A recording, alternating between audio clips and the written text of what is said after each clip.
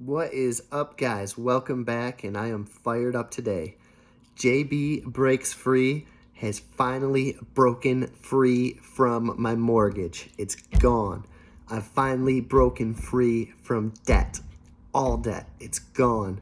It's been a 3-year journey since I started this process. I have goosebumps right now. Excuse me. Like my wife said, I thought it would feel more like the world changing. But I did read a quote that was like, when you realize your dreams, like it's not as great as you think it is.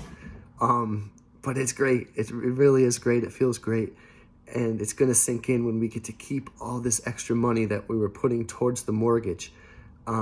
We were down, I think the last video says 33,420 after we did a payment a few days ago. And then I had some Instacarts go in. And I asked my wife what was in our savings, and we kind of had enough to cover this and be okay. And she said with what it was going to be, there was like $2,600 left today. And I was scheming to try to find that money. I had a Mike Tyson rookie card listed for sale. I was like, come on, please, let me get there.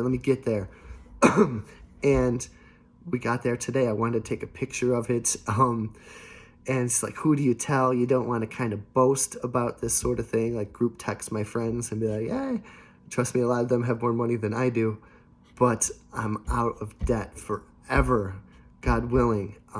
No consumer debt, no car debt, no mortgage, no student loans. So now all my Instacarts are going to go to us. Of course, we did figure out our taxes and school tax, homeowners insurance, all that kind of stuff, but still massive money left over from me flipping things. Like I said, Instacart, the typical money we have left over just as it was before the mortgage to our savings. The leftover now mortgage payment that we'll be able to keep. It's just tremendous life-changing experience. I want to kind of do the Dave Ramsey debt-free scream. Ah! I don't think I'm going to call him, but he helped set me on this path, and I think there's a lot to be learned from him, and there's also a few steps forward. I think like the FIRE movement takes it like a little bit more extreme as far as like the simple path to wealth goes. A little bit different, but my goodness gracious, I've broken free. JB has broken free, and you guys can do this too. I paid off a F-ton of debt in the last 3 years, and I'm a waiter, and I just work night shifts. I do some Instacart. I flip everything I can find. I did not buy or collect dumb stuff, even though I really, really want to, and I might dabble a little bit again. I'm dabbling in my head with collecting sealed vinyl, and maybe as an investment, stuff that people might want, not just random stuff, but like Beatles, and I've seen what else? Some Stones. I like with like the hype stickers on the record. Oh, it's so cool. And I'm all messed up. I got to tell you about all the stuff I want to collect. I like Disney pins. I'm a collector at heart. And Disney pins are kind of weird, but they might make me happy. But besides the point, I didn't do any of that stuff, and that stuff was not going to make me happy. What is making me happy is freedom, because I get to enjoy that daily. I get to enjoy the job well done of going out there and becoming debt-free, of grinding every morning at Instacart before my job, of being disciplined and not buying that silly stuff, setting my family up for the future, my wife and my kids, perhaps being an inspiration to my friends and to you guys out there who we're doing this journey with too. You guys can absolutely do this. I'm pretty proud of myself. I hate to say I was not the greatest student in high school. I was at the bottom of my high school class, and that's a regret I have. But when I went to college, I was able to turn that around and get good grades. And I bet you a lot of people would think, oh, Jay, he might be in for it. But to be 41 and my wife 40, to do this, having started late, man, if you're in your 20s or 30s, get the F after it. And if you're in your 40s and 50s, there's still plenty of time. Get after it. You'd be surprised how it adds up, how quickly it adds up. Chip away, $1 at a time, I don't care, $10 at a time. I would do Instacarts when my mortgage was in like the 80,000s, and I'd do a $14 order in the freezing cold, and I'd be like, 14 less, I don't give a damn. 14 left bucks, and I'd keep chipping away, and then it will start to get in sight. And that's when you really zero in and break free. So guys, really proud to tell you that. It's been a good day so far. What else is on the agenda? I picked up 2 records at the thrift store. Madonna, $5 to $10. This little boy right here, I actually have never touched this record in person, Saturday Night Live. I'm actually looking forward to listening to this before I sell it. All it needs is a quick little clean. I saw that record maybe 30, 40, 50 bucks on eBay. I'll take that all day.